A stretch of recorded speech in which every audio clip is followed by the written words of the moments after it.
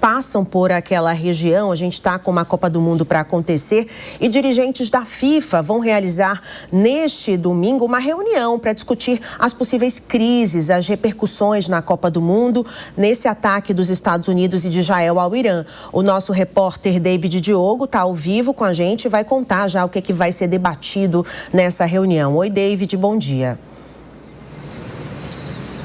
Bom dia, Márcia. Bom dia a todos. Pois é, Márcia, uma preocupação a mais, né, nessa guerra aí, não só economicamente, socialmente, mas também no futebol. Isso porque a seleção iraniana está no grupo G da Copa do Mundo e tem confrontos diretos ali durante, né, esse Mundial contra a Bélgica, Nova Zelândia e também o Egito. Duas dessas partidas da Copa do Mundo, que vai envolver a seleção iraniana, vão acontecer em Los Angeles, enquanto a terceira será disputada em Seattle.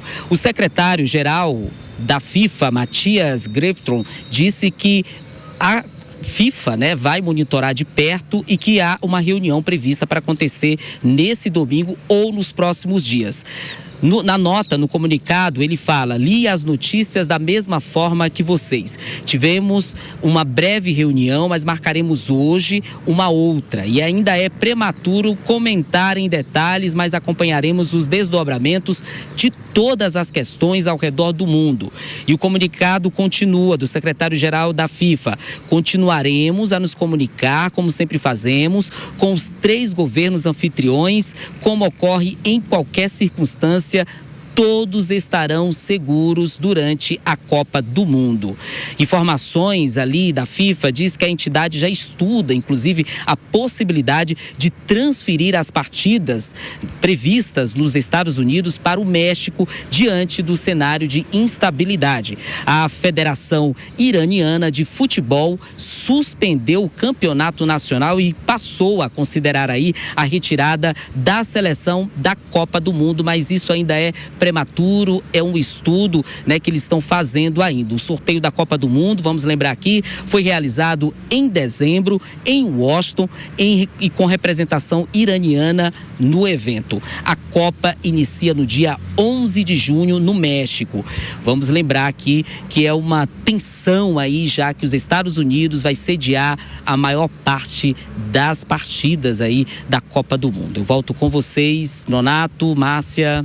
Obrigada, David, pelas informações. Pois é, a gente volta a falar aqui com o professor também, porque o presidente da Federação de Futebol do Irã diz que é muito improvável que a seleção iraniana vá aos Estados Unidos após essa ação, após esse ataque. Eu quero só lembrar um fato histórico que ocorreu na Copa de 98, quando as duas seleções se encontraram, fizeram fotos juntas, havia um clima de tensão absurdo também, porque era a primeira vez que eles se reencontravam no futebol, e o clima foi amistoso, literalmente, entre os atletas, tanto dos Estados Unidos quanto do Irã. E aí todo mundo disse que naquele momento o futebol conseguiu suplantar a guerra. Não parece dessa vez, até por estar mais próximo, né, professor Vinícius Rodrigues? A coisa acabou de acontecer. E aí a Jess Peixoto lembrava aqui também que a gente tem Fórmula 1 ali também, tem no Bahrein, tem Fórmula 1 em Abu Dhabi, e são locais em que a gente teve reflexos dessa guerra também, ou seja, para além de economia, para além do cenário geopolítico, o esporte também pode entrar na alça de mira desse conflito, né, professor? Exato. No caso do Irã, acho que o mais provável, haja visto essa perspectiva de o conflito ter uma média duração e não ser resolvido imediatamente, é que a seleção iraniana, infelizmente, fique de fora da Copa do Mundo, ainda que tenha conseguido aí a qualificação, né, a classificação para ir lá para a Copa dos Estados Unidos, Canadá e México. Essa alternativa, né, de transferir os jogos para o México me parece que não é muito razoável, porque sempre haverá ali um elemento de tensão envolvendo os jogos da seleção iraniana, não pelos atletas em si, mas sempre o temor de que possa ser um evento pouco seguro, haja vista ali o eventual risco de atentados, e a própria Copa como um todo, né, aí entra em risco, ao meu ver, dentro dessa perspectiva. Não na perspectiva de suspensão, não me parece que haverá algo nessa linha, mas do parte dos torcedores.